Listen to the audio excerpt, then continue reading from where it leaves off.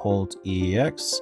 So to kind of recap where we started on the ladder, or I should say, as far as rating goes in the Master League, our last battle with Raging Bolt was a win that took us up to 1541.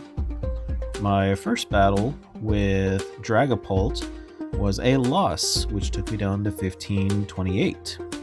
And then after that, I had a decent run of wins against an Ethan's Ho-Oh EX, Armarouge, Hydreigon EX. I beat another Marnie's Grimmsnarl EX. And actually, I say wins, but one or two of those was just kind of a quick concede. And then I faced Dragapult EX in a mirror match, and I won that one. Then I lost 3 in a row to a Raging Bolt, which was a close one. That one was really good. Definitely go and watch that.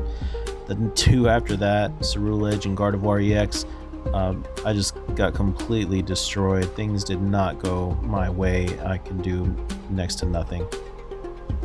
Then I won battle number 69. It looked like it was going to be a Crustle, but I beat them before they could get their setup.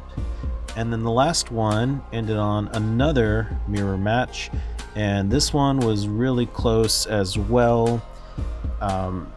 He got the Iono in, and the Pheasantipity flipped the script. I didn't play my Pheasantipity because I was worried about it getting targeted, but I should have went ahead and got it, and then drawing my own cards through flip the script probably could have made the difference. But they got everything they needed to turn it around. A Turo scenario, which kept my Blood Moon Ursaluna from getting the last prize I needed, and then I just could not do enough damage and would get KO'd myself.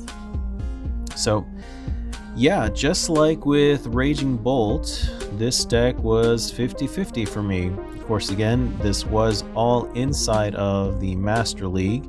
The last deck that I used before I entered the Master League, or to get me into the Master League, was Gardevoir, and that was a 90% win rate, but only 50-50 with the 2 decks since, and that takes my total win rate to 62.86%. So still respectable, but honestly, I think there was a time or two when I was thinking to myself, man, if I had a rare candy, it would be great right now. But the build that I used did not run any rare candies. Again, this is the build that made it to second in Worlds, and then we did see a build or two at the Frankfurt Regionals which did run max rare candy, and so that was a lot quicker than most people anticipate a Dragapult deck to be. And I think in the future, if I was to try it again, I would have at least 1 or 2 in there, especially with the Neo upper energy. You could just be ready to go after a single Hilda if you've already got the rare candy in hand. So Dragapult, not my favorite. I can see why it's popular.